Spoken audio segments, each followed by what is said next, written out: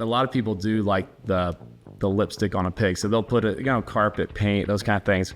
There's so many unique ways to make money in this business. What are some common misconceptions people have about real estate? This is probably where I'm going to defend my profession a little bit. Hi, I'm Corey Getz with UHQ Construction, and today I have a super special guest, somebody I'm proud to call a friend of mine. He's among the nicest and most helpful people I have ever met in my entire life. The reason I brought him on today is because he is an expert in real estate. He is the principal broker at RE/MAX Edge. He's been in real estate for over 20 years now. He was born and raised in Indiana. He went to Anderson University where he met his wife, Jennifer. And he has four boys. And he's a great golfer, I will say. I've been out there and seen it. And loves to play basketball. Yep. This is my friend, Eric Huer. Thanks for having me on. Yeah. I'm super excited. So, and I don't know the bio, I'm impressed. You did a little bit of research. I did a little research. Yeah, a little bit. So thanks for coming on today. Yep. Appreciate you joining me. Just want to kind of talk a little bit real estate today with you. A lot has been going on in recent years with real estate. I mean, forever, right? Yes. Real estate is one of those things that, I think for a lot of people, it's their largest investment. Yeah. And obviously we do work on their largest investment, but today we want to focus on real estate itself. Okay. So, how did you get into the real estate game? Yeah. So, you're right. This last few years for our business has been a whirlwind. The industry as a whole, there's been a lot going on, but I've actually now, I've been in the business for, you said it, over 20 years, I think 21 years. Graduated from Anderson University in 2003. And at the time I had gotten a degree in business management. And so, I really was a little unsure on what I wanted to do with that. And so had a friend of our family who owned a home building company in Fort Wayne, up in the Fort Wayne area, which I'm originally from that area up there. And so, he asked if I wanted to come in for an interview as maybe like a sales guy for a home builder. And they were and still are the largest home builder in Northeast Indiana. And so, went in and interviewed it for him after I graduated and really liked the industry. And so I thought, let's give it a try. So I went into the home building business, which real estate's so broad, so that's really my first experience dipping my toe in the water with real estate. And then that kind of evolved. It evolved into getting my real estate license. And then from there, I spent a few years in the home building side and went into being a real estate agent. That's awesome. Yeah. That's great. And now your brother, he does home building, right? Correct. Yeah. So he actually, in a similar way, also worked for that same builder after I started working for him. Okay. And so he didn't work for him quite as long, moved to Florida. And we both, and I actually, when I quit home building, working for the home builder in 2008, at that time, my oldest was 6 months old. Wow. And so I left my stable job and decided he and I should partner up. And so I moved to Florida in 2008. Wow. And that was, if you look back, the collapse of the real estate market happened in 2007, 2008. Yeah. So we went down there and partnered up. And at the time, we had desires of doing some investment work. Well, there are foreclosures all over the country, but all over Florida specifically. Yeah, what part of Florida did you go to? So we were in the Sarasota market, okay. Venice, that area. And loved being down there that season of life, and had our second child while we were down there as well. But, it was an interesting experience to say the least. We were barely making it, and trying to buy. We had plenty of buying opportunities to buy them cheap, but our desires to do some investment work was difficult because banks had dried up with financing, specifically investor financing. Yeah. And so our business model wasn't working real well because we were buying them cheap, flipping them, fixing them up, selling them cheap. Yeah, we did have some good investments that worked out pretty well for us, but it was a challenge. Just the industry as a whole was challenging at that time. So we spent 2 years there, and then we moved back moved back to Indiana and then started selling real estate back up here. So That's awesome. yeah, it was good. That's a great story. I didn't know that about you. Yeah. So it was a fun time. I mean, it was just, I was younger and just enjoying life, but it had its fair share of challenges. So we definitely started out on the struggle bus, and it took us a few years before we really got our feet underneath us. So, yeah. That's a great story. So, what do you do now? What drives you to do your work? Yeah. So, I'm now the principal broker of our office. So when we moved back from Florida in 2010, we joined a brokerage out of Carmel, ERA Real Estate Links, and they are now Berkshire Hathaway, but they're over there in the Bridgewater area. And so one of my mentors, Mike Deck, who has been in the business a really long time, he was the principal broker owner of Real Estate Links. And we were with them from 2010 to 2018, I think it was. And so those 8 years I worked under him as an associate broker. We had our own team. My brother and I started our own team and got really good experience. Absolutely loved that office.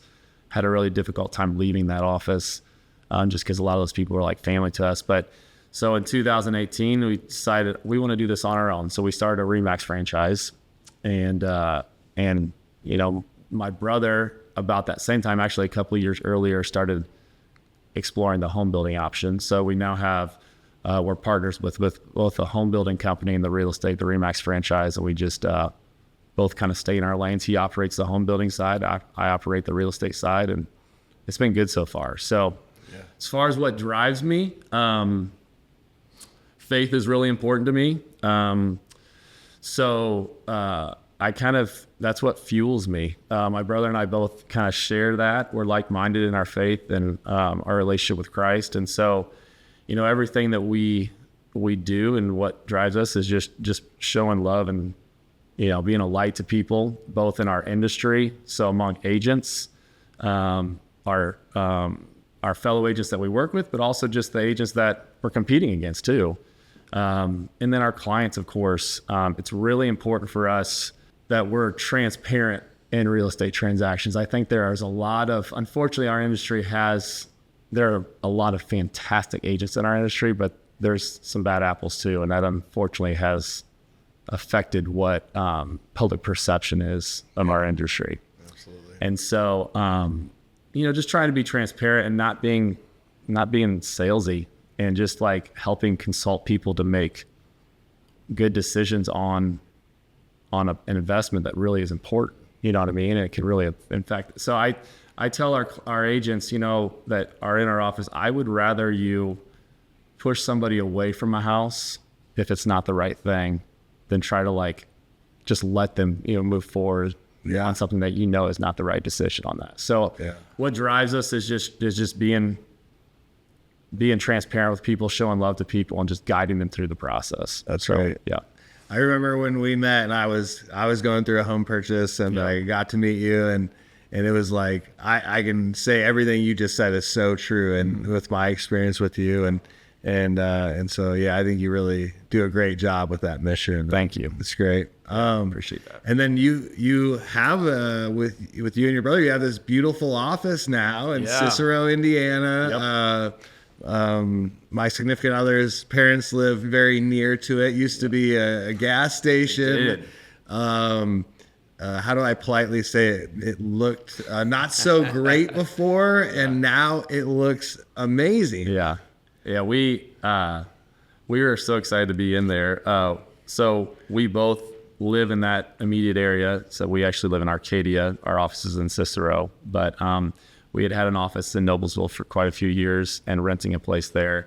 So we'd been looking for an office in either Noblesville or Cicero, and that opportunity came along. My brother and I have always not shied away from a really big project when it comes to ugly houses don't scare us. And so, I know a lot of people, I would say people love to flip houses and the investment side of thing. And I think that's great. But a lot of people do like the the lipstick on a pig. So they'll put it, carpet, paint, those kind of things. We usually find ourselves like the worse the house is condition wise, the more attracted we are to it, because it seems like nobody else wants to touch it. So this one had its fair share of challenges, and yeah, it was a former gas station / convenience store. And it's now our office. It's our humble abode. So not a real large building, but it's perfect for our small business. And yeah, the interiors and everything finished out. I think we hopefully took an eyesore in town and made it better. So it looks amazing. Yeah, it looks so good. We ride the golf cart around to go get ice cream at night, and we're always going by it, and it's just like, look how good this looks. Yeah, I appreciate that. We're excited to be in 'So yeah, it looks great. And I think a lot of people enjoy using your parking lot at 10 West a lot. Yes, they do. We get a lot of 10 West spillover. The customers of 10 West certainly enjoy that. We're not sure how to handle that at this point in time. But we're trying to figure that out. It's good marketing, right? Yes, exactly. It's gotten to a problem now where I sometimes pull in, like, I don't even have a place to park my own parking lot. So. Yeah, we went there for dinner like a month ago with some friends, and there's no parking anywhere else. And it's like, oh, we can park here. That's right. That's just jump right in. And Kate's like, are you sure? I was like, all these other people are doing it. Eric hasn't put any signs up yet, so maybe once he puts the signs up, then I'll have to ask him for permission. Yeah, we don't know. We were told by somebody insurance wise, like liability stuff, and we're like, I don't know how. So we're gonna probably have to end up putting some signs up, but. For now, it's just a free for all, so just go at it. So. Yeah, and it's nice because Cicero's like, still kind of a small town, and I think it's getting ready to blow up. I feel like. Yeah, I know. I think it's that one for me is the next boom town, along with I think Sheridan's right there as well. Yeah. Just because it's just where the growth is headed, but yeah, there's no doubt Cicero, Arcadia, Sheridan are all definitely up and coming. So absolutely. Yeah. So I mean, in some ways. Cicero's kind of already arrived. They just don't have enough housing. Yeah, and I've heard something about the water recently that they're needing more water. It's kind of funny. So I don't know all the details, but I think they've hired somebody to find. So there was did you see on social media? And I don't know anything about this. I'm gonna sound stupid, but they were doing a flyover, some contraption that finds water. Really? And somebody posted it on social media was asking, what is this thing? But I think they're looking for water in northern Hamilton County. That's great. And so that's really what's kind of keeping the growth at bay a little bit is because of the water issues, water source issues. But yeah, so. Well, hopefully they'll figure it out. I'm sure some smart person will get it all figured out. It's not us. We'll leave it up to them. Yeah. And, hopefully they don't lower the water in Morse either. I know. We don't want that. Yeah, we want to enjoy that. Too much fun that you had out there. Yeah. That's right. Where my significant other's parents live, they're kind of in that lower water area on the north end. North of the bridge there. And so they're like, oh, we can't have this like drop anymore. Not this year, but last year it was kind of like. It got pretty low. Yeah, it got pretty low. I want to say it's been 10 or 15 years ago. But I remember it was north of that bridge. It was like you could walk out. Yeah, and absolutely. I've not been a Cicero lifer, so I haven't. But it's been a while since that's happened. But I do know that does happen on occasion. Yeah, well, so it was the year after her parents moved in there. Oh, that's when it happened. And so they're both like on the ground, and they just moved onto the water, and they're just like. What the heck did we get ourselves into? Yeah, seriously. They haven't had any issues since, though, right? Yeah, I don't think so. Yeah, it gets low from time to time, but yeah, not that bad. That's good. So yeah. So I will say, last year we had some customers on Geist that it got to a point where they couldn't pull their boats out. Wow. Yeah, and they have these really nice boats out there, and then they're like stuck on the lift, so they had to have them like winterized on the lifts. You have to. Absolutely. So yeah, hopefully that doesn't keep happening. No, exactly. That can be a problem. Yeah, well, I think part of that is they built that big reservoir over by Geist and for water. Yes. And so I think that's kind of affected their situation over there. But I know there's been some wells around town, even like Noblesville, that because the water table's dropped as a result, and so they're having to kind of go a little bit deeper. Yeah, that's a little concerning when you start hearing stuff like that. Yeah. Hopefully it'll get figured out here. Yeah. So,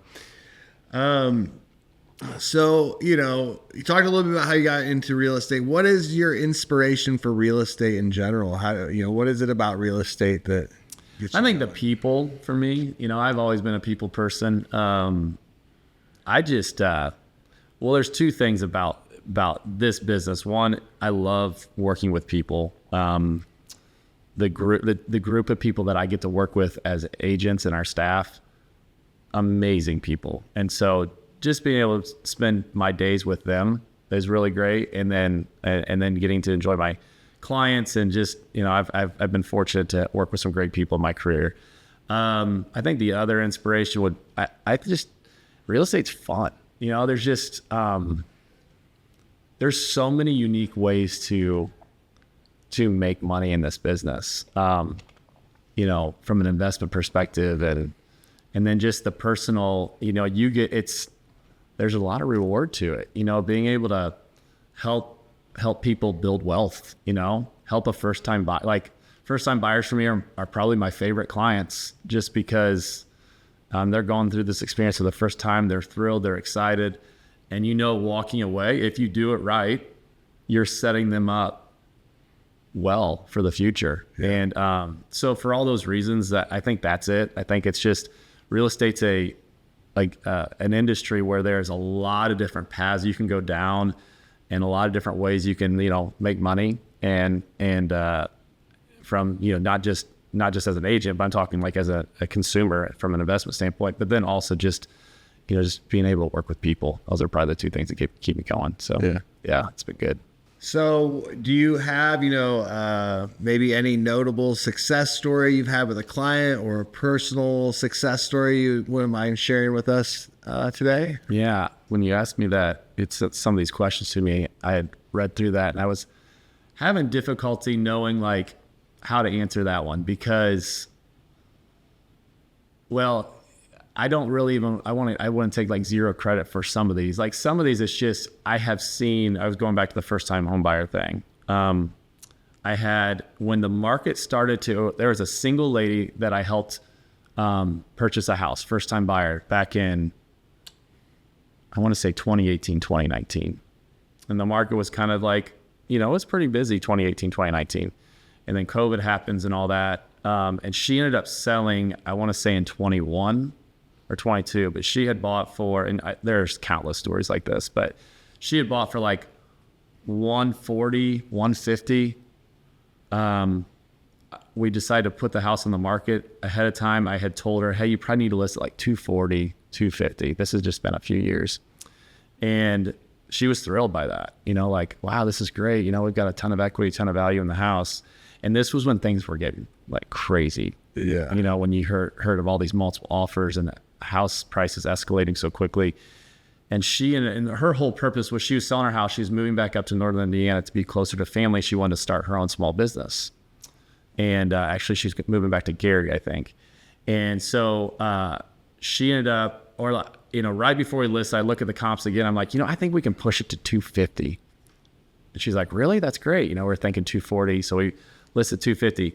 I get inundated with showings and we end up selling it for 290. I think we had 12 offers, sold it for 290. They had an appraisal gap coverage in there. It was waived inspection. It was unbelievable offer.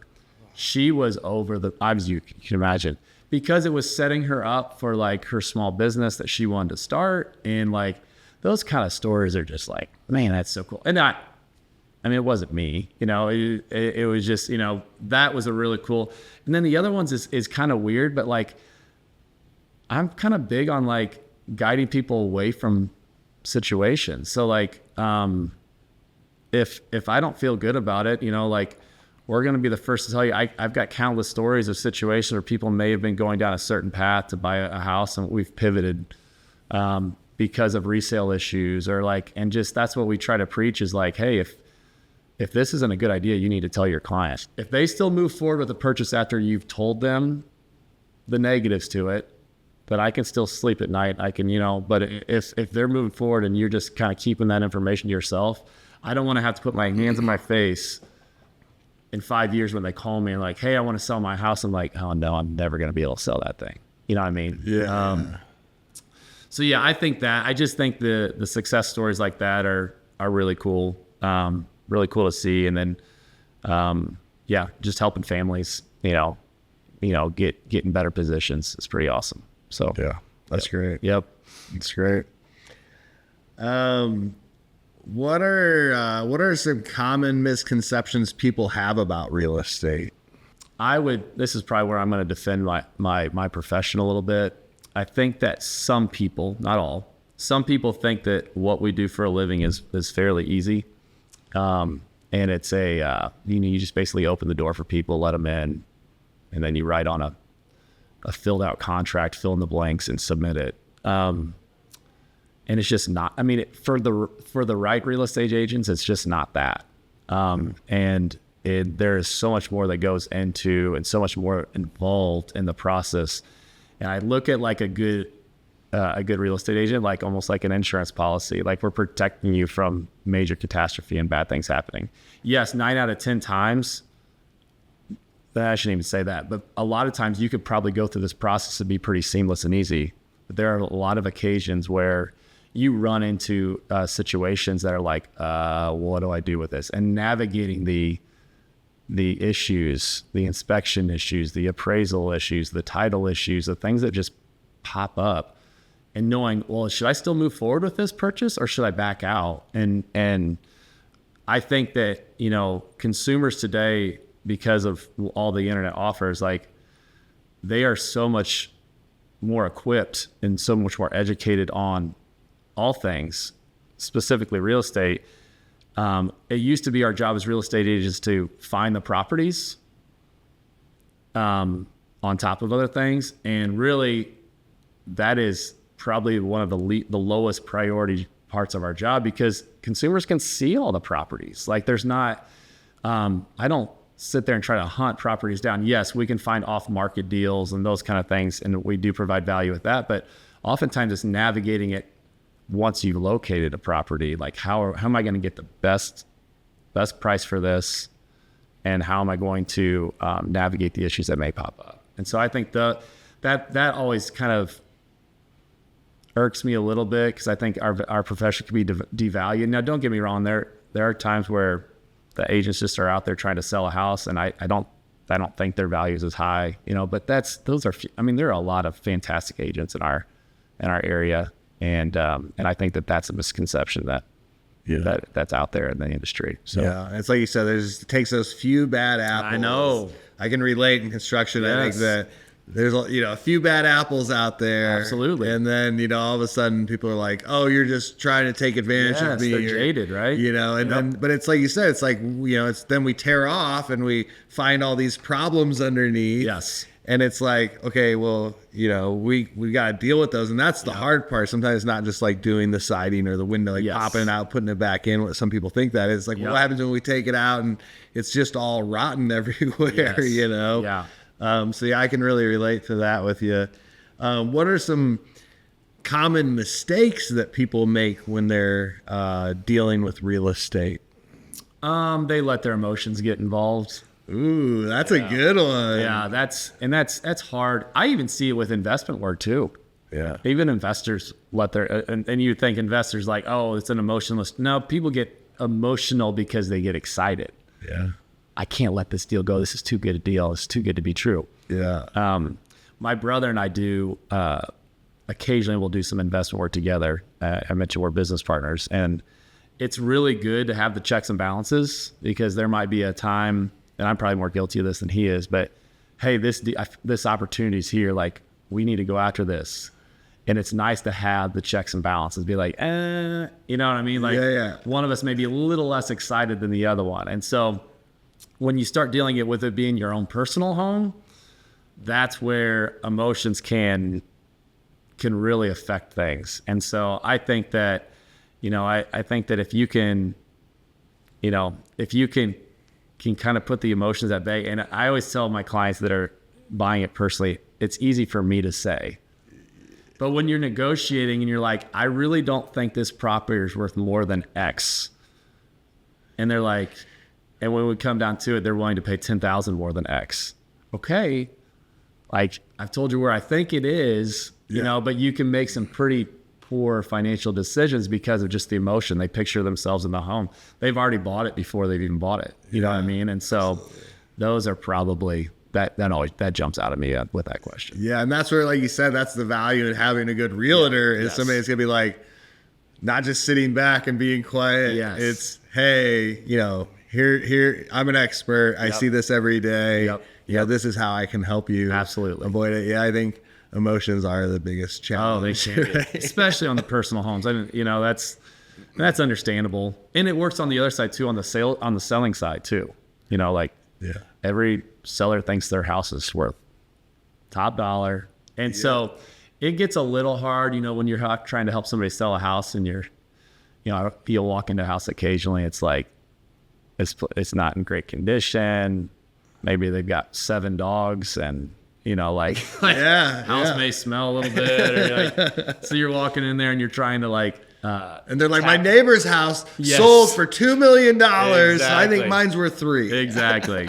And it was to have 3 extra bedrooms and 10,000 square feet more and all this kind of stuff. Exactly. So just trying to navigate that to one, how do you tactfully tell somebody the things they need to do to get their home ready to sell? Where they're not offended by that because it is their home, and then also tell them your house isn't worth $2 million; it's worth $300,000. You know what I mean? And just kind of navigating that. And that's another thing too. You talk about with some real estate agents. There are some agents that will just tell you the price that you want to hear just to get the listing, and then they'll try to knock it down after they've got it listed. And that drives me nuts. I just refuse, and I tell our agents give them the stomach ache up front. Don't just tell them what they want to hear just to make them happy so that they sign the contract with you. Be real with them. Now, if they want to start up here still, cool. You know, if we want to work our way down, that's fine. But you've told them what you think the property value is at, you know. So I feel like I see quite a few of those. I watch the real estate market a bit. Yeah. And I feel like I've seen a lot of those lately over the last year, especially as the market's plateaued a bit in price. And you know, they've listed them at this really high amount. That's I know. How did you get to that? Well, what it is it's the effects of the last 3 or 4 years where sellers they have not caught up with where the market is today. Yeah. And, you know, and that's where it's not what it was 2 years ago. It wasn't what it was a year ago. So now you're starting to see sellers I think I can list it for this and I'll get multiple offers and sell it over this. It's the market has shifted. You know, we're in a different place. Yeah, absolutely. So speaking about home values a bit, you know, home values in some cases have gone up around, you know, I've seen numbers as much as 40% since COVID-19. What are your thoughts on that? I think where we are right now is I think we've reached some level of stability in the market as far as, you know, home price appreciation. I don't think it's escalating at quite the pace it was before. You know, it's interesting. We still continue to, despite higher interest rates, we are in you know, we just wrapped up our election season, but we're in an election year, you know, seasonally. So we have seen a slowdown, a significant slowdown this year in the last 6 months in sales. Our sales for this year are on pace, I think, nationally I think it's around 4.2 million. And, you know, it's been a lot higher than that over the last few years. And so part of that's but what's odd about that is inventory has gone up, but it's not it's still low inventory. Yeah, that's a good point. You brought up to me about a year ago, we were talking and it was inventory's low. We're short something 30,000 homes in our state. So is that number gone down at all? Yeah. Because inventory's gone up? Yeah. So that's helped out a little bit. But one thing that's odd, and I'll send you this graphic as well, but there is a stat that I saw, it's been a couple of years ago, but it's stuck with me. Homes built in the U.S. by decade. It shows basically decade by decade how many homes were built, obviously with population and all that kind of stuff. But in the last, say, 30 years, really since 1970, we've hovered between 25 million to 27 million homes a year. Okay. Or I'm sorry, in that decade, 25 million to 27 million homes per decade. But during the post crash, the bubble crash in 2008 to 2010, when all that, the homes built from 2010 to 2019 were 5.8 million. Wow. It's So like we were at 20%. Yeah, Yes. 20% of what it was. Yes. And so if you think about it, like you had builders and developers that pulled way back on developments, permits pulled. There was not as much speculative, homes being built or developments. That took time to catch back up. So really, probably in 2015, 2014, our market started to see a healthy rebound, and we started to see home price appreciation. It probably bottomed in 2012, value-wise. But it doesn't happen like that, right? So all these developments that are in the works. And so, to think we went from 25 million homes to 27 million homes in those decades, the previous 4, and then dropped down to 5.8, we're still playing catch up. Yeah. So, we're in the decade now from, 2020s, and it's a time where even despite where we are now with interest rates higher than they have been, and in an election year, and you see, we still have we have a housing shortage issue. We also have a housing affordability issue. Yeah. And so it creates challenges. And we're here in Hamilton County today, north of Indianapolis, and Hamilton County specifically, it's such a desirable area, and that's why the Ciceros and the Sheridans and the Arcadias and all these places are feeling pressure to grow. Yeah. Because, we have a shortage, and their builders need more places to build. It's interesting. And development here, the whole like sprawl, like you go to some other markets and there's a lot more density, but here there's a lot of it's just suburbia, right? Yeah. So there's not as much density and that kind of thing, and that factors in as well. So yeah. I don't know if you're familiar with the neighborhood, the Timbers over there off 38. Yep. And we drove through it last week, and I was like, okay, they're building these, but are they selling them? Yep. And they are like crazy. And they start out like 5.25. Yes. And there were tons of sold signs in front of them, not even finished yet, and they're sold. Yep.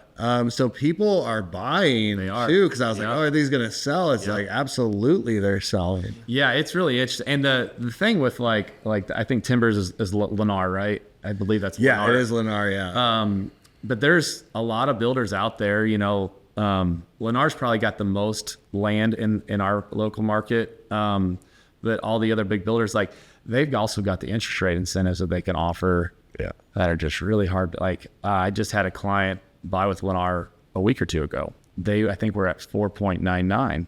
And so right now, rates are around 6.5, and you're looking at 4.99. That's pretty hard to compete with, So on the existing market, you're sitting there trying, like, I've had some people that maybe their home's only 3 or 4 years old. They're now trying to sell, and they're basically competing with new homes that are offering 4.75, 4.99 rates, and they're brand new homes. And so that makes it challenging as well. Yeah, because what it really does, right, is it affects their payment. Absolutely. And we're not all, I don't know many people that are paying all cash for their homes. Exactly. And so it's like, okay, your payment's way lower at $499. No kidding. Even though the cost is higher. Yeah. Tesla did a deal recently where they did 0% financing for the Teslas. I think it's still running a 60-month. They did a 72-month as well. And so all of a sudden it was like, oh, well, you can get this Tesla with zero interest. Like, it makes it so much more affordable. And they took it from 72 months to 60 months. Yes. Because they were selling them like crazy. They had to slow deliveries on them, actually. Yep. And so it's just like, that interest rate just affects it so And you're much. right, because I think so oftentimes people are buying off payment, not off value. Yeah. And so you're spot on with that. Like, sometimes they're not. I don't care if it's $3 million. My payment's $400 a month. Sign me up. You know what I mean? Like, so, that definitely. And I do think, not always, but sometimes people are overpaying for new builds on price because the interest rate is so enticing. But if they were to try to go back and resell some of those, I don't think the value's there. Yeah. You know, not always, but that can be the case sometimes. Yeah, absolutely. Yeah. Absolutely. Yeah. And that's the other thing I see with these new construction homes too, though, is because we have a lot of customers who have built their home 20, 30 years ago and now are having to update their home because they've either paid it off or they owe so little on the home. And then they hire us to remodel it, new siding, windows, whatever it is, because it's dated. It needs to be replaced, failing, whatever it is. And they tell me like, I guess having my new home that doesn't have any maintenance is gone now, know? Yep. But for them, it's like they're in this kind of gold mine in a sense because there's so much equity in their home. But I think that's the other big draw to buying a new construction home is it's all new and you don't have to do anything for 20 years, which can be really attractive, especially low interest rate. Yep. So that is nice. Another thing I've heard recently is that, as far as Hamilton County, which we do a lot of work in, is Lennar owns a ton of land. And actually not just in Hamilton County. They're really all over Indy Metro. Like, the other donut counties around Marion County, like they own a ton of land. Yeah. More than... Yeah, and they've been like buying land that needs to be zoned, and then they have it zoned so they can buy it at a lower rate. Yes. But yeah, they own a ton. They are actually, so we're big James Hardie. We're lead preferred with James Hardie Siding, and they are the largest buyer of James Hardie Siding in the U.S. Yeah. I did not know that. Yeah, so they buy more James Hardie Siding than anyone else. Okay, so they use Hardie on all their fiber cement homes. They have Hardie cement. That's correct. They don't use LP at all. No. Okay. And one LP is wood composite technically, but they don't use LP. Okay. They may use some of their trim. Okay. On the projects. That's one of their other kind of like cost cutters there. It's away from saving, because with builders, it's essentially they're trying to get the cost per square foot as low as possible in those situations. But the other big competition in the past for fiber cement was Allura. Okay, I've heard of them. And the product's not gone well. Yeah. Certainteed used to make the fiber cement. Allura bought the 4 plants in the U.S. The claim they changed the formula. It's not going well, is what I say. Okay. We actually see a fair amount of homes that are only 2 to 4 years old with Allura, and that's failing. And so we're having to go in and try to do repairs, and sometimes we can't even repair it. We got to replace it. Wow. And it's unfortunate for them. So, but I always get a kick out. Hardie Plank is just such a dominant figure in the industry. It's like the Kleenex of. People don't even call it fiber cement. They call it Hardie Plank or Hardie Board or whatever it may be. I'm like, yep. So yeah, exactly. They do a really good job. But it is a great product. At the end of the day, it's very low maintenance when it's installed properly. Yeah. The biggest issue with it is if it's not installed properly, it can have issues. But it's got the beautiful wood look. It's super durable. We get hail in our market, so it's Class 4 impact rated. Okay. So it's great. It doesn't rot. It comes with a warranty. Woodpeckers won't peck it. Bugs won't eat it. So it's like, compared to, what they used to build the home, like when you used to look at a high-end home that they put it on now, it was that they would put wood siding on it. Yep. But it's like, then there's all the maintenance. You got to repaint it, where like they have a 15-year finish warranty out of the box. So it is a really nice on product. The finish one. Now I'm asking you questions. I'm just curious. So do they, when I was in new home sales, didn't they have like a Color Plus product or something, like where it was like baked in basically? Yeah. Like, is it? Am I saying that? It still is, absolutely. Okay. So it's a multiple coat process. What they do is they heat the board up first. They heat the board before they apply it. Okay. It's proprietary paint, so they make it in-house for their formula. What they do is they first use a waterfall effect. So they're not like spraying it. They're like literally drenching. Okay. First they coat the edges. Yep. Then with a waterfall effect, they bake the edges on. Then they bake a coat on the whole board. Okay. And then they coat it again. Okay. So it's a multiple coat process. In a piece of James Hardie siding, there's 16 layers. They build it up in this like manufacturing process with this wheel. That top layer of paint is baked into there so it won't chip or peel or crack. And it's very fade resistant for up to 15 years. Yep. Their color, because they formulate it themselves. A lot of people don't know this, but if you went to a dealership, and this is why they don't do this at dealerships, if they had a line of like red Corvettes, the color is not actually the same in all of them. No kidding. It's slightly off. Okay. If a trained eye sees it, where with Hardy, they're able to consistently get that color through and through. So if we've got like do a repair a couple years in or whatever, bad install is commonly what it is, then we can just get the board, matches right up. Yep. But yeah, it's great. 15-year finish warranty. So it's like, commonly if you're going to paint, you're going to paint every 5 to 7 years. So you're skipping 2 to 3 cedar, it's even can be lower than that, can't it? Like cedar, you can even be like 3 years or something. Yeah, like especially if it's like the first coat was like the board was wet, which causes a lack of paint adhesion, or like cold weather applications can cause that as well. So yeah, it's but it's a great product. That's why #1 brand of siding in North America. More people buy Hardy brand siding than any other brand of siding. That's wild. Yeah, that is really cool. Yeah. Yeah, that's what makes it nice, is that 15-year warranty on those things. Because I know I have clients that I walk in to do an exterior walkthrough. I'm like, you may need to. This is looking pretty rough, And it's these houses that either have cedar or LP or whatever. It's just it fades and starts to crack and. Yeah, well, an LP had class action lawsuits against it as a wood composite. Now they've claimed they've reformulated their product, but. At the end of the day, what LP is they take all the scraps when they mill like the 2x4s, they glue it together in a panel. Okay. They paint it. Yep. And it kind of is, it's just like how do we make use of the waste from our milling of lumber? Got it. So, but yeah, it's, it's interesting, the siding thing. And the other thing that you mentioned is 15-year finish warranty. The siding actually has a 30-year warranty. Oh, does it really? And then the trim used to be 15. They recently, in the last year, upgraded that warranty to 30 years as well. So even after 15 years, the finish warranty's over. The warranty on the product itself is good for 30 years, so you can recoat it. Okay. Clean it up first. Yep. It is recommended, a lot of people know, to clean their James Hardy siding once a year. Okay. Which is very helpful, but yeah, it's a great product. Yeah, it is. So it is. As we tape this now, currently, we're in November of 2024.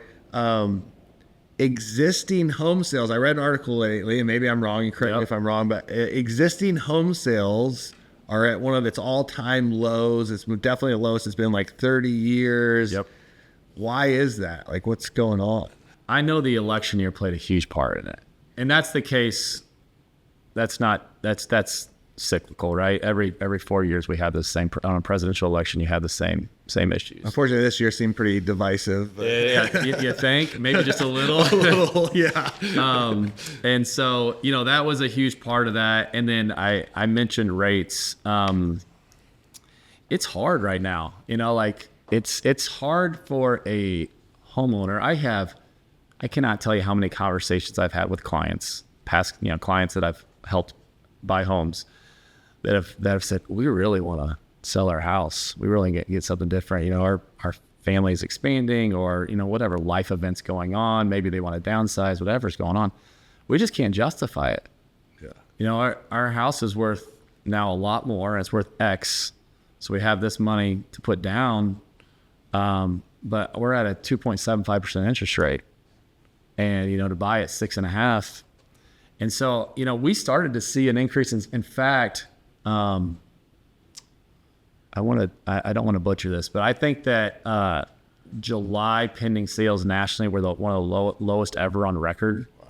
Now, September was a really good month, but we started to see rates come down, and they got down below 6. Yeah. And I think that's kind of like the number. I think that, most current owners of homes, they don't expect a 2.75% interest rate or a 3.5% interest rate. They know that's unlikely that was so historic. Like, I don't know if that's ever going to happen in our lifetime. But to be able to get into the 5s, that's reasonable. Yeah. And that's not as big a jump as where they have been for a lot of this year, which is between 6.5 and 7.5. And so I think the rate is driving a ton of that, because the rates that people currently have. Now, we are finding a lot of, first-time home buyers, because they don't have any rate to compare it to. Oh, okay. And so, they're looking at, okay, I'm going to get in for my 6.5% or 7% or whatever it has been. And yeah, it's not great. It's not what they want, and also because the price point's lower, it may not impact them as much as the higher price point. You know what I mean? On a payment standpoint. So yeah, I think that's a big driver in this. And they are projecting, over the next, let me look this up here. Some data I brought. Tried to come a little prepared for you. I appreciate that. Yeah. So seasonal drop in sales are sharper in presidential election years. So in non-presidential election years, the seasonal drop, and this is coming like in the October, November timeframe, is usually about 9.8%. Okay. For presidential election years, it's at 15%. Wow. So almost double. That's a big part of that. And then, I mentioned, where we are, as far as going into next year. I think that, we are currently on pace, right, at 4.2 million in sales. And that's, 4.6 million in sales. That's what we're headed towards this year. Next year, they're projecting 5.2 million. Wow. That's because rates are going to start, they expect rates to continue to decline post-election. They're still trying to get this inflation issue in check. The Federal Reserve is meeting again shortly to kind of make a decision on what they're going to move the Fed funds rate to. But I think it's going to increase next year. We're going to see a bounce back. It's not going to be anything crazy, but it's going to be a bounce back in sales. And I think that'll help affordability. And I think we'll see some modest appreciation next year as well in the market. That's great. 2, 3, 4%, something like that. That's great. Yeah. Yeah, I think I heard a few months ago, and don't quote me on this, but I think it's like something in the state of Indiana. It's like 70% of homeowners have a interest rate of 4% or lower. That does not surprise me. And we hear it commonly. I was talking to a customer earlier this week of ours, and he said, I'm thinking about doing windows, but I bought this house 2 years ago, and I'm waiting for the rates to drop so I can refinance. And then when I do that, that's when I'm going to pull some money out to do my windows. Yep. And so, yeah, I think you're right. I think it's going to be kind of a slow recovery. I do too. Kind of like the 2008, right? Yes. Like, it got, like you said, bombed out in 12. Yep. And it took time for it to recover. Yep. I think fortunately it's not as bad as it was then. Yes. Well, to your point too, like, with our home building company, we don't do a lot of remodel work. We'll occasionally do like larger remodel work, like additions or something like that. But we're finding that most people are like, okay, we're not moving. Like, we're at a 3% interest rate. And so we're finding some people that either want to do the basement finishing or an addition, or to your point, improvements, windows, siding, roof, whatever it may be. And they're just pulling money out to do that because they're like, we've decided we're just going to stay put. So, but I think it's interesting. I think 9 of the last 10 election years, the following year has had an increase in home sales. Yeah. So it's just, this is normal. Yeah. It's, people, sometimes the results of a presidential election really don't affect necessarily the amount of or the real estate market as a whole. It can, don't get me wrong, but I think people in their mind think, I'm waiting to see what happens from that before next year comes around. So we're expecting a pretty good bounce back next year. Yeah, I think we're hoping for the same thing. I think, like you said, a lot of people are, okay, I've got my house, I'm not going anywhere, it costs too much to move, and and that's what we've been actually offering, 12 months, no interest, no payments, just same as cash to people. So that way it's like, hey, because for us, prices go up around the first of the year as we shoot this November. So it's like, hey, we want to help you lock this price in. Absolutely. So that way, you can go ahead and take advantage of it next year. And I think too, like for the inflation piece of it, inflation is still not quite at where the Fed's target rate is. And so when the Fed meets this week, they want that inflation numbers to be nationally more in the 2% range. And so it's been resilient. Like it just keeps on popping up. They think they get a handle on it, and then so that's why until they get the inflation kind of where they feel it's under control, we're going to continue to battle these interest rate issues. So yeah, absolutely. Yeah, absolutely. We talked about this at lunch, I think last spring. We had lunch together, and I think, I was like, I want to look at an investment property, but I'm just not sure. I'm worried the the prices are going to drop. Yep. And you were like, yeah, I mean, historically, it hasn't corrected in quite some time. It's got, it could correct at some point. Do we think it's going to correct at some point? Like, is it? So I always I kind of make fun of myself on this. Well, I probably make fun of myself when we talk that day.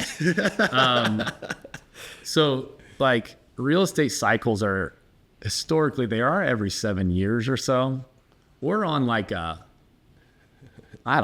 depends on when you kind of determine the bottom. I think 2010, 2012. But in essence, we're on like a 12 to 14 year run here. Yeah. Of home price appreciation. Probably more like a 12-year run, 13-year run, something like that. I was telling clients in like 2019 or 2020, because appreciation was happening pretty strong in 17, 18, 19. Yeah. And I remember my brother and we passed on some investment opportunities, so, they're probably going to be like, why would I ever work with this real estate agent? But like, I was like, I just feel like we've got to have a market correction. Yeah. It's got to be coming. And then 2020 happens and it goes crazy. It goes nuts. And so I've shifted a little on my thoughts. And it comes back to that stat I showed you about homes built by decade. The stat I shared with you a few months ago about Indiana being 30,000 housing units short. Until we have enough supply, it's just going to continue to be an issue. And I hope it wasn't healthy going up as steeply as we were going up in values here over the last 4 years. But I do believe that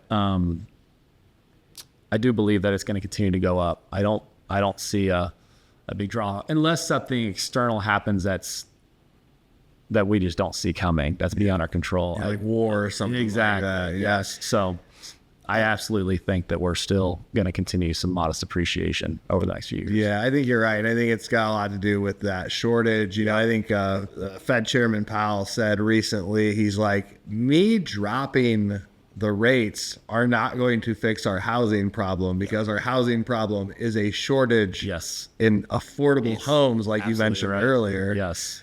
So hopefully they can figure it out. I know. So, but time will tell, right? Time will tell. Yep. Absolutely. It's hard to predict the bubble, right? It is. If I could predict the bubble, I'd be a lot richer.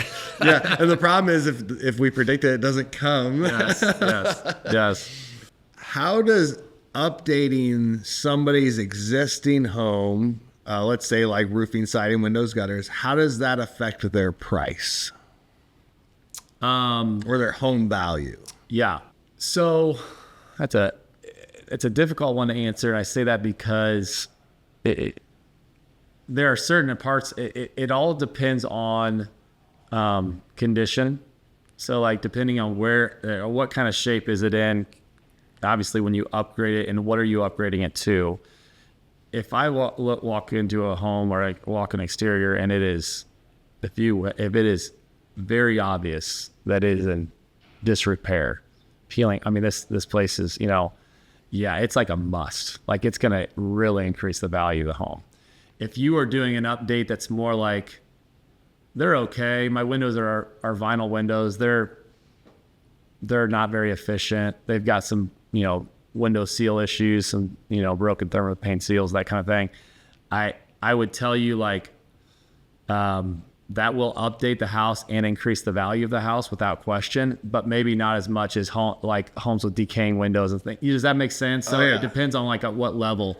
So I think in certain instances it's like a must-have, and some instances it's a want-have. And in all instances, it increases the value of the home, though. In every single one, it's just you may not get dollar for dollar back. Yeah. We say ROI is around 80%. Okay, there you go. We do. You're not going to get it all back. Yep. Actually, funny story. You bring it up that way with the windows is. I've got a customer about 4 months ago. We put in a few new windows. Yes. They said, we're moving from west side of Indy to Clayton. Yep. And I got a call from him last week, and he goes, yeah, we had the home inspection done, and the seals are bad, and so they're dinging us, and can you come back out and go ahead and quote me on the rest of the windows? Absolutely. So, and you run into if windows are either it's a bad window, it's bad installation. But either way, you start to get like maybe not the window rot, but then the rot around the frame of the window. Yeah. And it can really, that's the stuff where you start seeing peeling paint on the sills and the inside, and you've got, so sometimes it's just an absolute necessity for you to get, and that's where I think it's a higher than 80%. I think you're gonna actually improve. It's like a worthwhile investment at that point in time where you're gonna actually be making money off the money you put into it. But sometimes it's just for enjoyment. I tell kitchens are obviously a very popular investment to put money into because kitchens and bathrooms are two of the more important areas of the house. Yep. But we want to do, instead of spending $20,000 on this kitchen, we want to spend $30,000 because we like all these bells and whistles. Well, those bells and whistles aren't necessarily going to give you any sort of like a very minimal increase in value.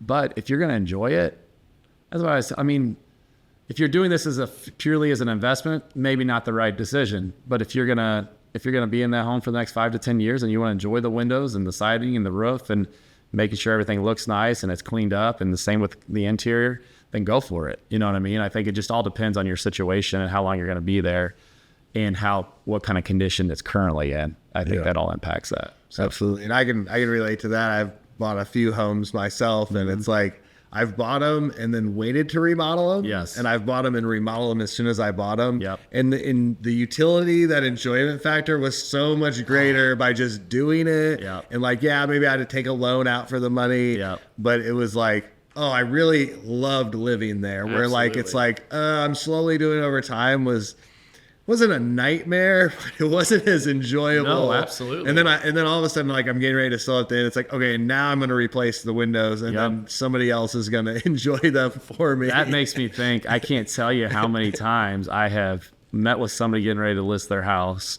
do a staging walkthrough of all the updates, all the things they need to do to get this ready.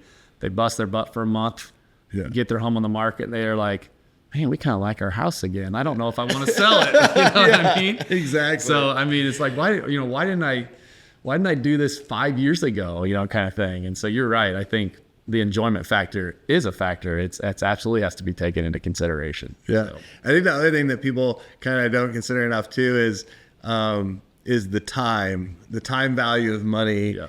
People ask us all the time, they'll be like, Corey, who's your biggest competitor? Yeah. And I'll say, my biggest competitor is not actually another contractor. It's time. People come, they quote a project, then they call me back 2 years later and they're like, okay, I'm ready to go. And then it costs more money.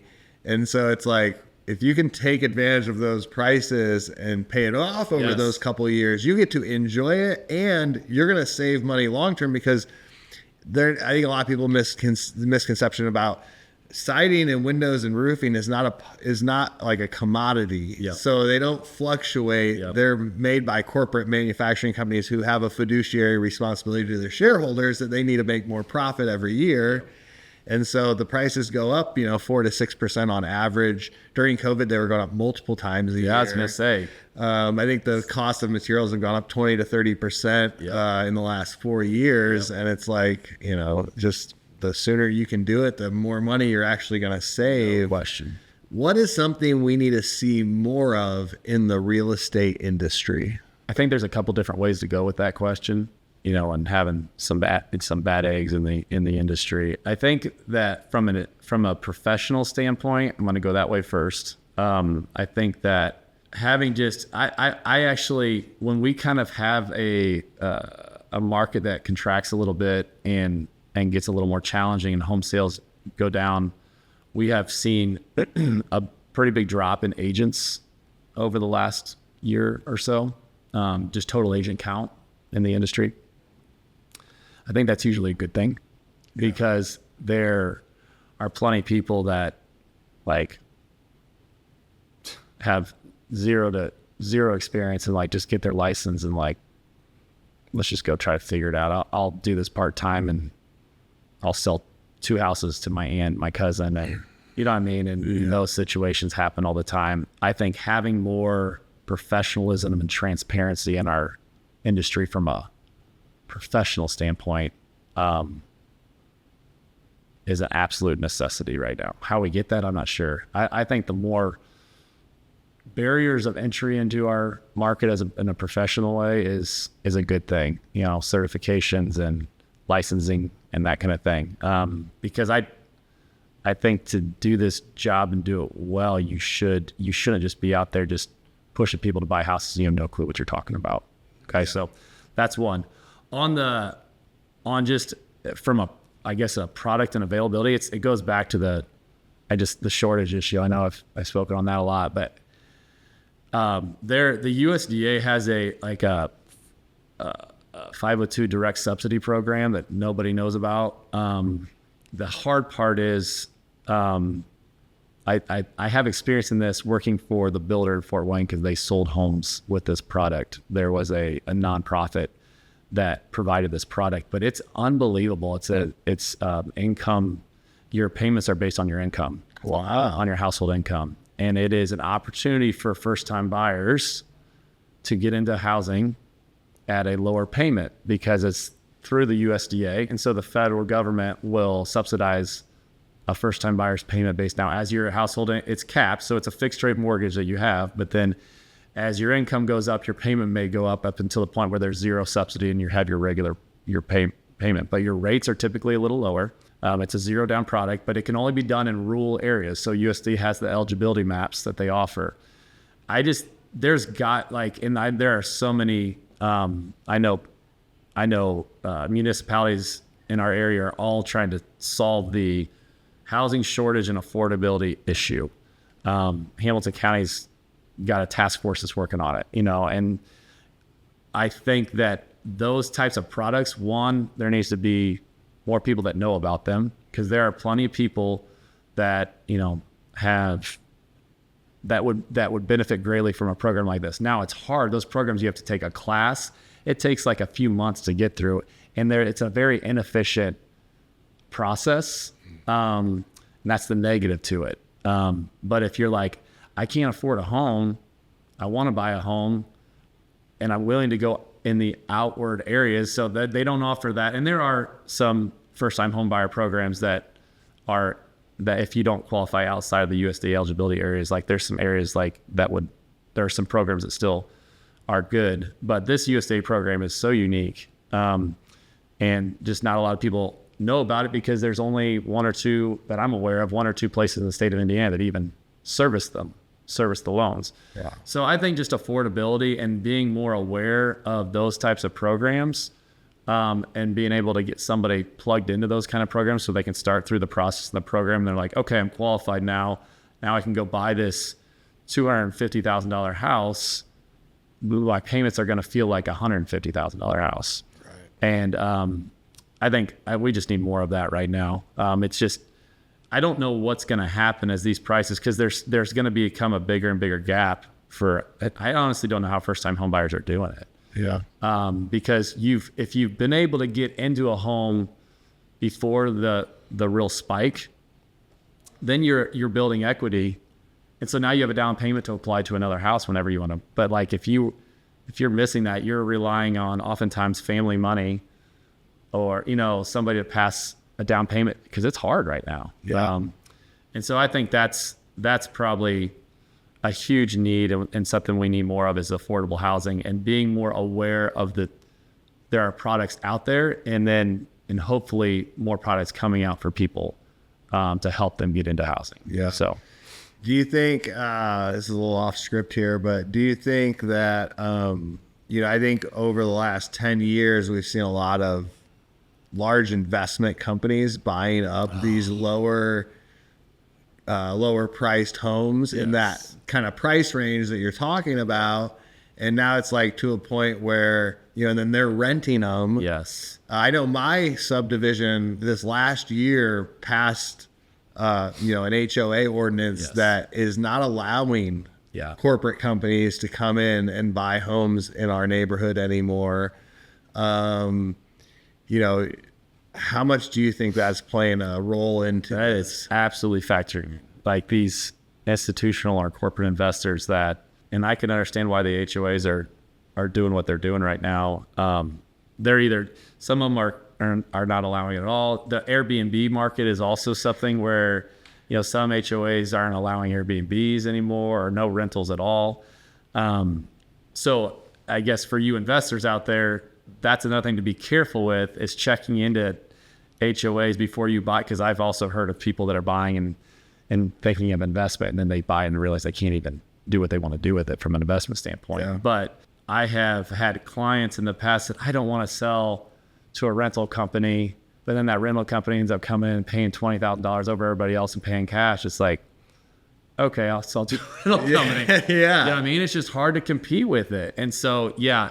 Now, I do think the corporate investors have slowed down a little bit. They're still out there, but just not quite at the pace that they were. But they have bought up a ton of affordable housing in our area and nationally. But I know that I've read the Indianapolis area is one of the more attractive areas for corporate investors, and so they have really made a huge dent and eaten up a lot of the affordability. So now they're the rent, and when you read what rental rates are doing, I mean, it's unbelievable. Oh, I can't believe what they're getting for them. It's wild. I've heard about even some of these new home subdivisions, not so much this year, but in the last 5 years, where it's like these investment companies will come in and be buying brand new houses and renting them out because, like you said, the value's so low for them. They look at the rent they can get. And so they'll buy a brand new house to do. What that just blows me away. It does. And the buying the new, you're like, how did they? I know, it is interesting. I've actually heard of them. Well, there's a neighborhood in Noblesville right now where investors coming. They're building a whole neighborhood of single family home rentals. Yeah, that's their model. Yeah, and it's not even like building an apartment complex. Truly, like a neighborhood with single family homes, and it's a rental model. Yeah, so, rental homes. Yes. Yeah, it's wild. Interesting. What do we need to see less of in the real estate industry? I'm sure you stay pretty caught up with all this, with the changes that have come in our industry the last few months with the NAR settlement.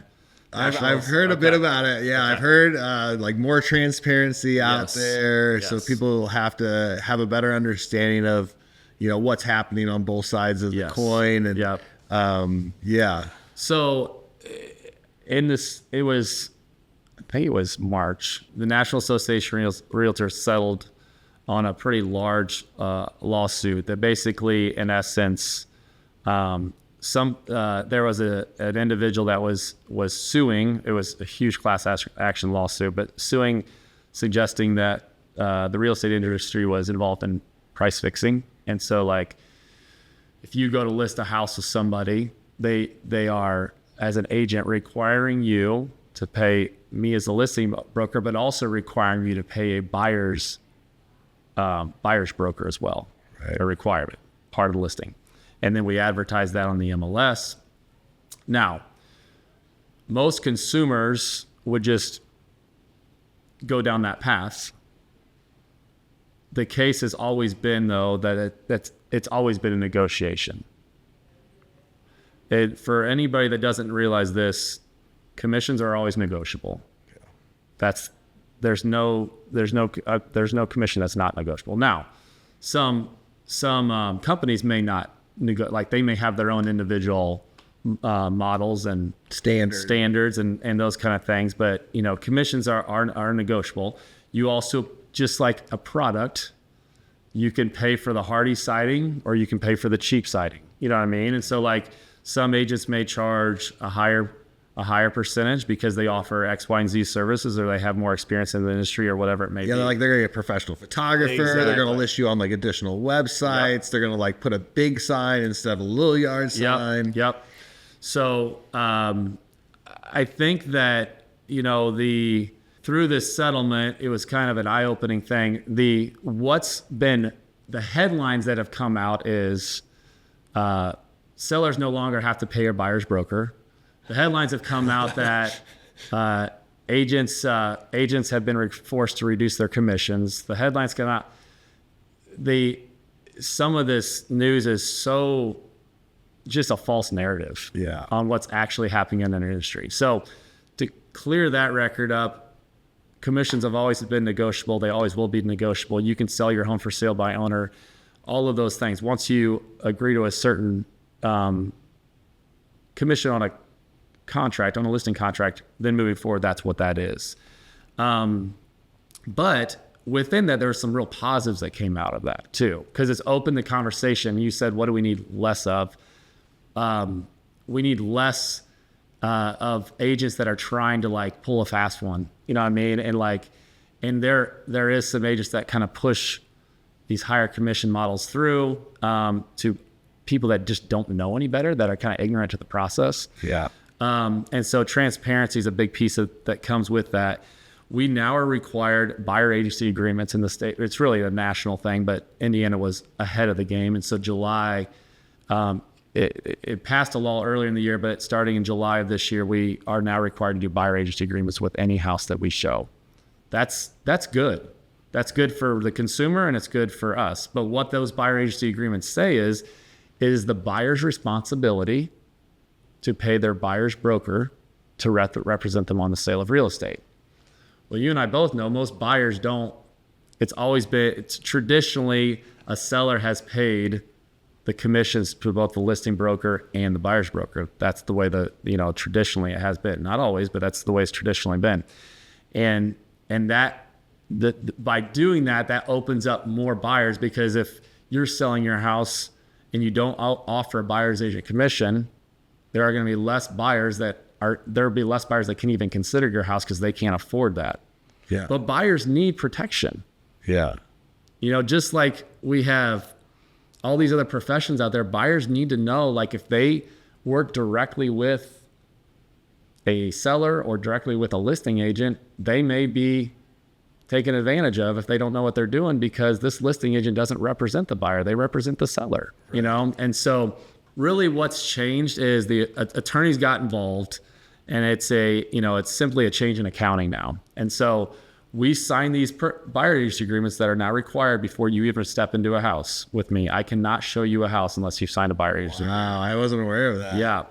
Now, we can make it specific to a house. So if we go look at 123 Sycamore Street, I can just make that buyer agency agreement specific to 123 Sycamore Street until you get to know me and I build trust and rapport with you, and then we can maybe say, okay, we want to work together. We want to get married. We're gonna date on this first house. We want to get married. So let's sign a long-term contract with you to help you find a house. Yeah.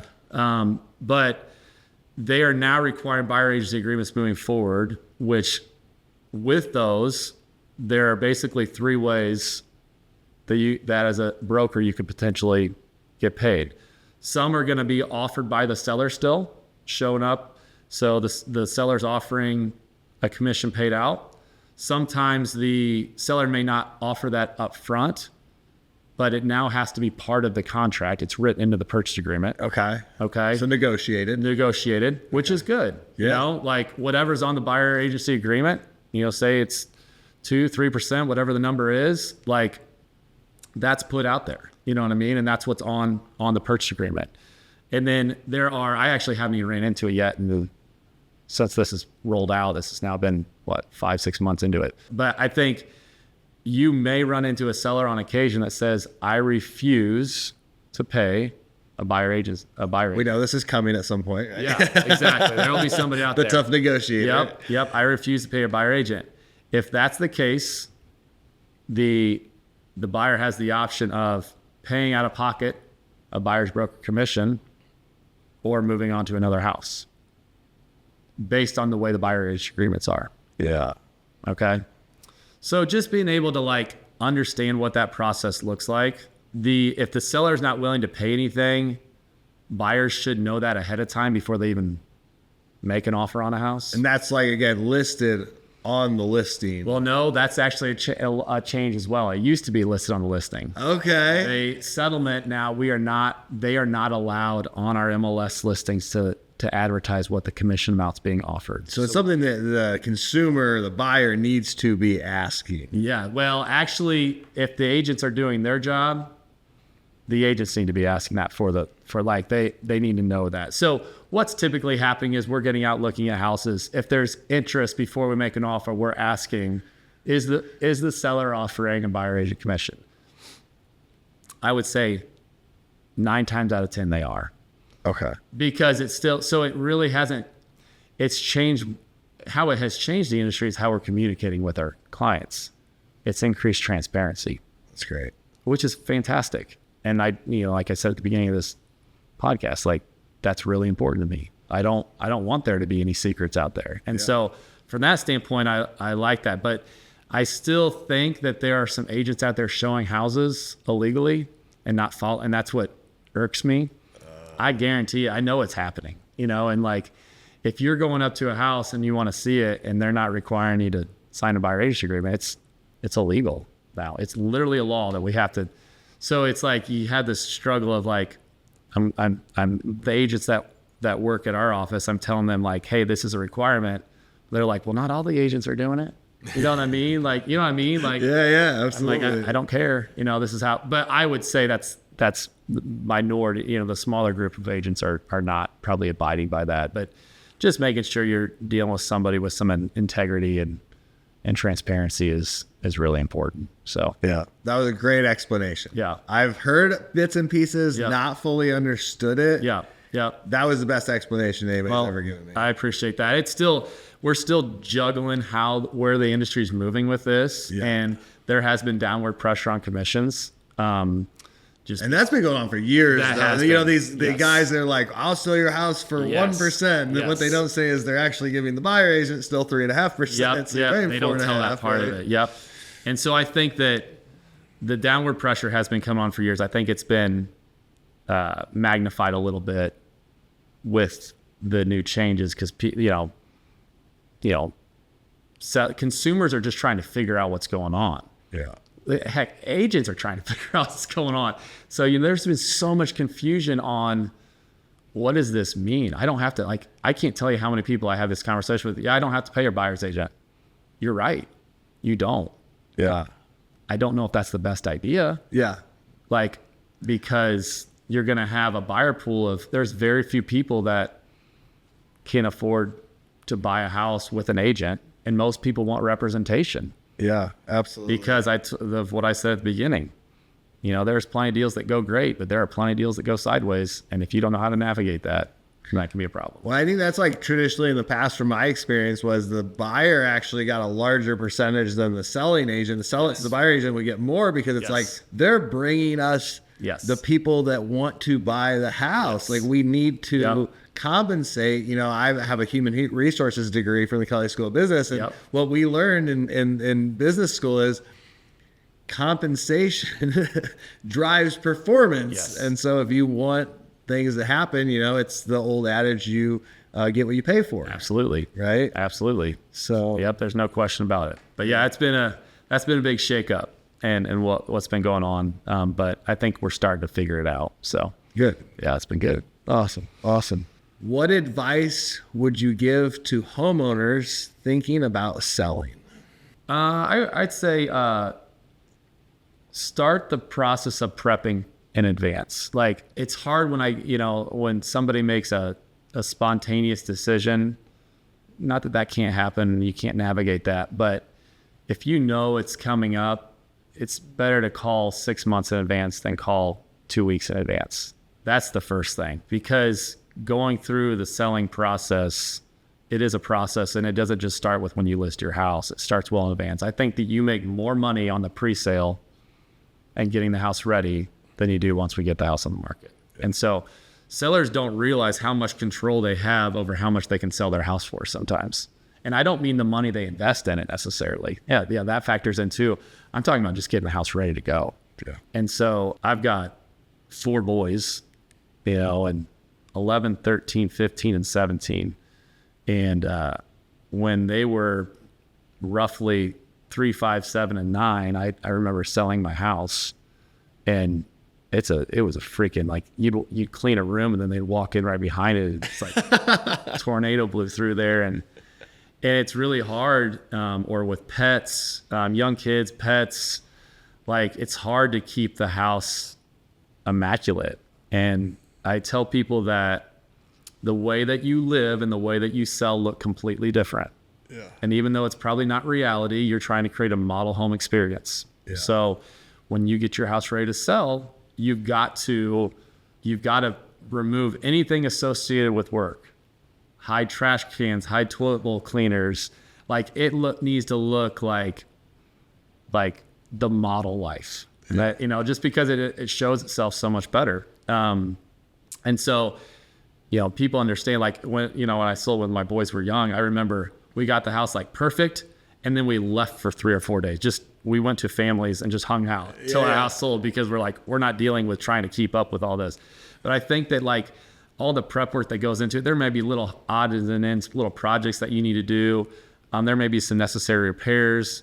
Sometimes I recommend a pre-listing inspection, decluttering your house and starting to thin things out, closets that are full of too many clothes in it, and thinning that stuff out, and just all the stuff that we all have.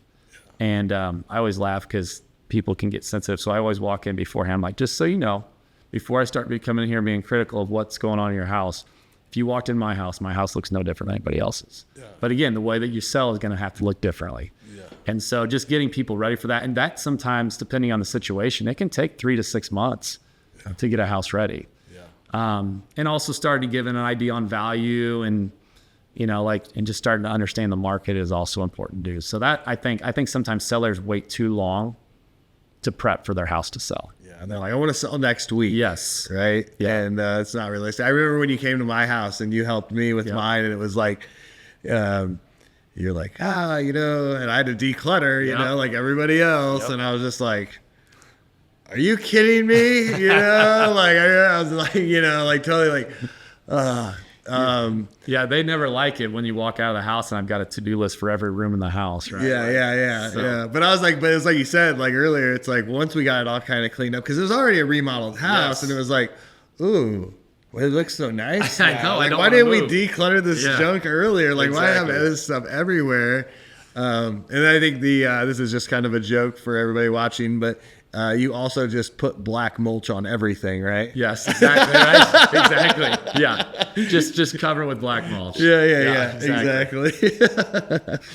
Now let's look at the other side of the coin. What advice would you give to potential home buyers? Mm-hmm. 2 things that come to mind. One would be get your financing figured out right up front. Talk to a couple mortgage lenders. Get an idea of different mortgage loan offerings, different loan programs. Figure out what your payments are going to be. What payments do you want to be within that make you comfortable? Make sure that oftentimes a lender can pre-approve you for a $500,000 house. So you may look at that payment and be like, are you kidding me? I can't afford a $500,000 house. So make sure it's a payment range that you feel comfortable within, that fits within your budget, and start working on that up front. Because some lenders offer different loan programs too. And so understanding what your options are. Always be careful not to have your credit pulled in multiple places. You can have some initial conversations with lenders before you get credit pulls. And so I think that's one big thing. The other thing is get educated on the market. I usually tell people, hey, we're not going to buy for another 3 months. Get a home search set up. Just start looking online. Most people do it just for a hobby anyway in their free time. But get an idea of what can I get for my money. And I think most agents will even like, I know I do this, like, let's just get out. Let's spend a couple hours. Let's get out and look at 5 or 6 homes. I know you're not ready to buy. Let's just get out and just see what's out there and educate yourself on what does a $450,000 house look like for me? Is this going to fit within my budget and my needs and all that kind of stuff. So I would say those are probably the 2 biggest things, is the financing and then education. That's awesome. So it's great advice. Yep. Now to the third side of the coin, what advice would you give to somebody looking to get into real estate as a profession? Like you said, I know you have agents that work underneath you. Yep. And what's the advice you give for somebody that's wanting to look at becoming a real estate agent or getting into real estate? Yeah. I think I have this conversation a lot. I get asked this question a lot just because I think people are interested in the industry. It's intriguing, right? You watch I actually don't watch any of these shows, but these HGTV shows, the $1 million, multi-million-dollar listings on the West Coast and the East Coast and all this kind of stuff. It just looks glamorous. Yeah. And it's not glamorous. I guess we can say that up front, but it does have a ton of of benefits to it. I think some of those benefits, like I mentioned this before, but helping people achieve home ownership, that's rewarding. It's unlimited income potential. You eat what you kill. So as the harder you work, the more money you can make. And that's for the right person, that can be really a cool thing. You set your own schedule. So I love that. Yeah. I love the fact that you can, be flexible, because I do have 4 boys and they're all into different activities and sports. It's nice to be able to like catch most of that stuff because I'm not tied to a specific, but there's also a lot of evenings and weekends where I'm working, so it goes both ways there. Yeah. I like the fact that no 2 days are alike. I see every day's different. And so being able to have, I guess, variety in your job is really nice. And then being able to be social, I mean, for the right person, that's a benefit, is socializing and getting to know people and that kind of thing. But I think the pitfalls are that it takes an incredible amount of discipline to do this type of job, because all of the agents that are with our office are all independent contractors. So they're not employees of our company. And they all run their own little small business. Yeah. And I can't require them to come in the office from 9 to 5. They run their own business. And I think a lot of people that get into it, they like the initially like, oh, wow, they love the freedom and the flexibility. But if you're not consistently putting in the time and putting in the effort, it's not going to be long before you're out of the business, because you won't be making much money. And so I had a guy that I follow, he asked this question the other day, and I thought this was really good. He says, how boring are you willing to be? He says, because you look at these jobs like this, like, oh, it's fun, it's glamorous, you get to go show these really cool houses and you do it. If you look at what I do, it's like, you've got to be disciplined and consistent. And I'm not even that great at it. Like, as far as like the discipline and I'm disciplined, but maybe the consistency piece. But like, the more boring you are, the more you're willing to, like, you've got servicing of your current pending sales, you've got your consistency with calling past clients and prospecting, you've got all these different time blocked activities that you need to do. And I know you running a small business, this is important to you, but it's like, there's some monotony to that, and it's a little boring at times. Like, I just got done saying no 2 days are alike, but there are some parts of your day that are essential, that you have to do.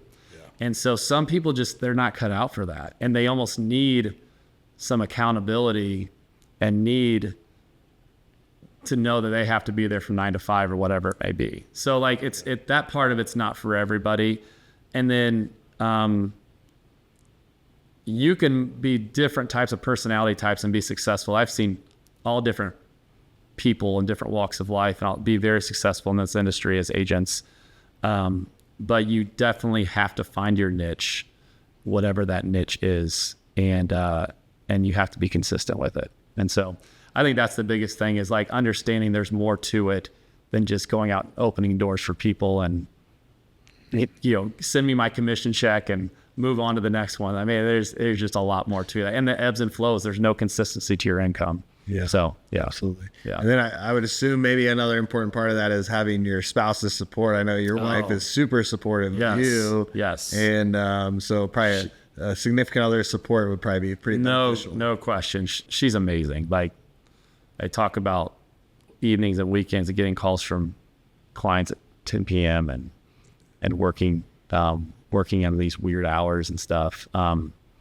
She just, I mean, I've been doing it 20 plus years now. So she just understands kind of that's part of it, but incredibly supportive, because there are times where you feel beat down, you know what I mean? Like, and so you need to have support at home without question. And there's also times where I haven't sold and closed on a house in a month. Like, and that can be hard, especially when you're first starting out. Like, it's very inconsistent income. And I've had agents like, what am I doing wrong? You're not doing anything wrong. You just got to stick with it. Yeah. This is part of it. You're new. So yeah, for sure. Yep. That support is a big deal. Is there anything you'd like to promote today? Promote. So you mentioned at the beginning, we have a home building business, Huer Homes. If you go to Huer Homes, my last name is spelled Heuer. So HuerHomes.com has our website, building custom homes. We basically build out in the country, and we mainly do on the north side of Indy. We don't do much on the south side. So northern Marion, and we get into like Hamilton, Boone, Madison, a little bit into Hancock County as well. We get up to Tipton. So we get out there a little bit, but really specializing like new custom homes on acreage. We also build in neighborhoods, but because lots are harder to come by in neighborhoods, we don't do as much of that. And we like to make people know that we're more on the affordable custom home range, as affordable as you can get for custom homes. It's a little more difficult, but a lot of guys are starting at 1.2 to 1.5 million for custom homes, and we certainly can get it done for a lot less than that. We also do barn dominiums and pole barns and that kind of thing too. And those have been super popular. They have been. Here's the barn dominiums. They have been. Yeah. I don't get too involved in the day-to-day with that. My brother Ian is the one that handles most of the day-to-day with that. And then, I think on the real estate side, like, we do a lot with land sales and land purchases because of the home building connections. I will tell you, and we're actually going to probably be doing a home building seminar, or I guess a land purchasing seminar this winter for people. It is becoming increasingly difficult to build on acreage property. Lot of issues, a lot of red tape. And so we've heard of some horror stories of people buying $500,000 properties to build a custom home on. They had worked with us. They show up like, hey, we're thinking about building on our land, and their land isn't 40-acre tract, not buildable because of drainage issues, that kind of stuff. And so like, just, being cautious. So we're going to offer some education to people on that. But we know that side of it on the real estate side too, is giving some guidance on that. And then I've got some fantastic agents. We've got agents all over Hamilton and Madison County specifically, and we get into Boone County as well. We go pretty much, even in your house, we did a lot in Indianapolis together. And so love to talk to you. If anybody has questions about what's happening in our industry or some of the changes that we talked about, I'd love to have conversations. Just love to have conversations and educate people in the process. So that's great. Yep. That's awesome. I appreciate you having me on. Yeah, no, I appreciate you coming. This will be a fun one. Okay. So you can make it as fun as you want. What are some common red flags that either buyers or sellers can look for when they're considering a real estate agent or broker? Okay. You go a lot of different ways with this. I know, yeah. That's a really good question. I think it's interesting. It drove me nuts because I've been getting into this business at a young age. It drove me nuts when I was younger. I did okay starting out. I did decent in my 20s, and I'm in my 40s now. But I remember I would have agents that had been in the business for 20, 30, 40 years, whatever. Kind of like, that would be their calling card. Like, oh, I've been in the business for 40 years. Like, I don't care. Like, I don't care how long you've been in the business. Now, experience matters, and I'm not saying that it doesn't matter. But some of these agents have been in the business for 40 years. They have maybe sold 5 houses in the last 5. Yeah. So maybe they're like way past their prime. You've got other agents that I've been in the business for 3 months, and still trying to figure it out. And so understanding, like, where are you at in your profession today?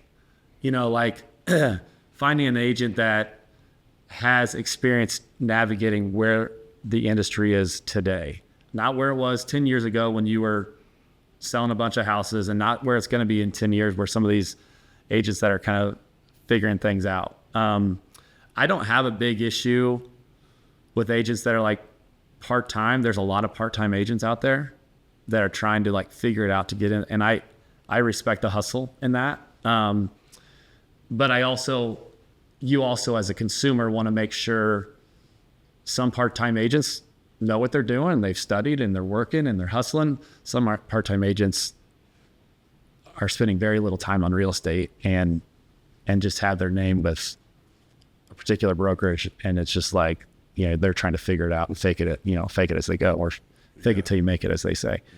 So I would say those are big ones. And then the other thing I will say is when agents spend more time talking about themselves and their success and their stats, I think that's a red flag. That's a good one. Because it's not about them, it's about you as the consumer. So if they come in touting, now I can understand if they're a listing agent trying to list their house. I'm not real big on like, here's my stats. And some people want to see that, and I get that. And they want to know that you're credible and that you've found success. But what are your wants and needs as a seller or as a buyer? What are your goals? What do you want to achieve? How do you want to be communicated with? Those are the things that are need to be asked and are important. If it's more about me and my successes and how all the things that I've done, like just choose me because I'm amazing kind of thing, I think that can be a red flag. Yeah. And that's not to say that an agent shouldn't talk a little bit about their credibility themselves. I'm not suggesting that. I'm just saying when it's all about them, I think that's a red flag. Yeah, that's funny you bring that up because when I first got to meet you and, we went through, a couple sales at one time. Yeah. And I always felt so bad afterwards because I was like, I never really got to know Eric. Eric did all this for me. He asked me all these questions. It's usually the opposite in my business, the way we deal with our customers. I was like, I need to get to know Eric better. He did so much more for me. And he never really, talked about himself a whole lot. And so, it's I always felt so guilty at first when we first got to know each other about that. Well, we're there to, just in like in your industry too, like you're there to serve ultimately. Like that's what we want to do. So you need to know how can we know to serve somebody if we don't know them and know their situation? You know what I mean? So everybody's situation is unique and needs to be approached in a certain way. So yeah, absolutely. But yeah, it's been good. We've gone from we kind of met randomly. I think you called me on a random house that ended up like you got it listed, and I was like, I've been looking for 6 months to a year. Yep. And all of a sudden it was like right in the area that I wanted, and checked a bunch of boxes, and I was like, I wasn't really ready. Yes. Yeah. My house wasn't ready that I lived in. We did like a contingency deal. Yep. And you were so great through the whole thing. I mean, it wasn't my first home purchase, but it was just the way that you kind of walked us through the whole thing. I came back and sold it through you even when we went to sell it. Yep. And that was a great experience too. It was funny because there was a guy who had been done roofing for me in the past too. Oh yeah, really that's right. Cool. I remember that. Yep. So, but you're just amazing through the whole process. I can't speak highly enough as a person who has used you in real estate transactions. That you're amazing. You do a really good job. So I appreciate that, and I'm thankful. I've been grateful to have amazing clients, and I've got a great team, and like I just feel blessed to have had the career I've had and been surrounded by just good people through nearly all of it. And I appreciate you saying that. But it's now we get to do podcasts and play golf together. That's right. That's right. Living the good life. And you do obviously help a lot of people. And the way I know that is when you did your annual event, I finally got to go. You invited me for years. Yep. I finally live on that side of town, and went to Russell Farms, and finally got to meet your girlfriend. You finally got to meet my girlfriend. You played golf with me and her dad. Yes. But never met her. And you filled this whole barn with people so quickly. It was like, I'm going to get here early. Yeah.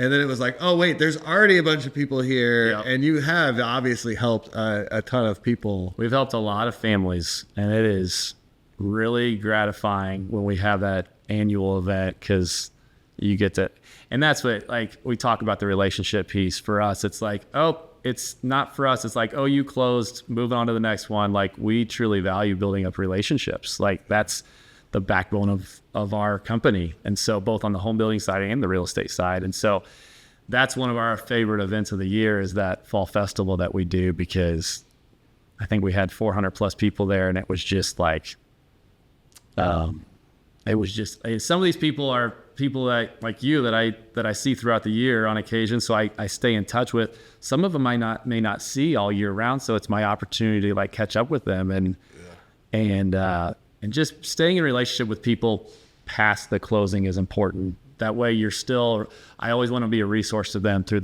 really the life of their, as they have questions regarding anything. So anyway, that's one of our favorite events. We love doing that. Yeah, that's been good. It was really cool. I look forward to next year too. Good.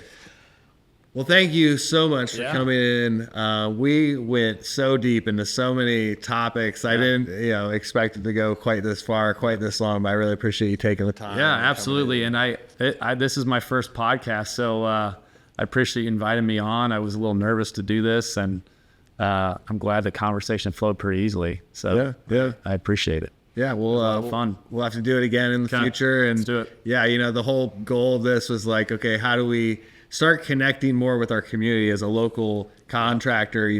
Same thing you mentioned is like, we want to build more relationships or kind of talk about the relationships. And we do business with a lot of different people. And, the more we can kind of help our customers through different experiences that aren't necessarily roofing, siding, windows, gutters, right? But it's like, how can we kind of involve the whole community, get everybody a little more involved and talk about things that, everybody's interested in. Yeah. So I love it. I think it's a great idea. Yeah. So cool. All right. Well, thanks for coming. Absolutely. Thank you. Appreciate it.